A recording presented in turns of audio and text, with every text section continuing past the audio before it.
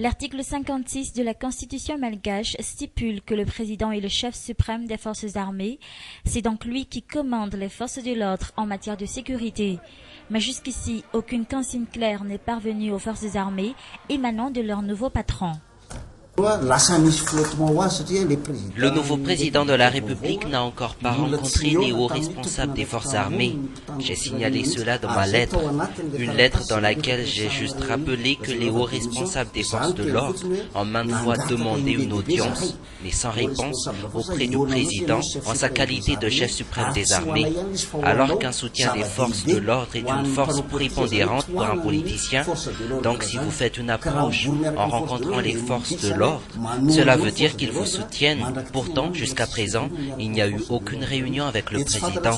Par conséquent, aujourd'hui, il n'y a aucune directive politique. On ne sait plus quoi faire.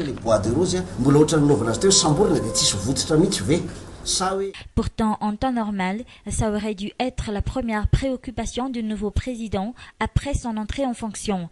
Les hauts responsables des forces armées se posent ainsi des questions sur cette situation assez inhabituelle, et c'est dans cette optique que le général Ravalomanana Richard aurait envoyé la fameuse lettre au président Irazon Armapian, lui expliquant son intention de céder sa place aux autres et lui demandant les nouvelles consignes. Information relayée par la presse aujourd'hui. J'essaie de donner un bel exemple, comme quoi il y a l'alternance. Si on n'a plus besoin de mes services, moi je suis disponible, je ne créerai pas de problèmes si on va me démettre de mes fonctions. Donc c'est juste pour aider le président dans sa décision, c'est juste pour aider le président à prendre un exemple sur moi, comme quoi je ne m'oppose pas à mon remplacement. C'est tout. Et j'ai écrit cette lettre-là effectivement au président.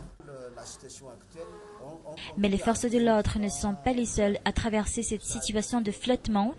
10 jours après l'investiture, la présidence de la République n'est pas capable de mettre sur pied une vraie cellule de communication.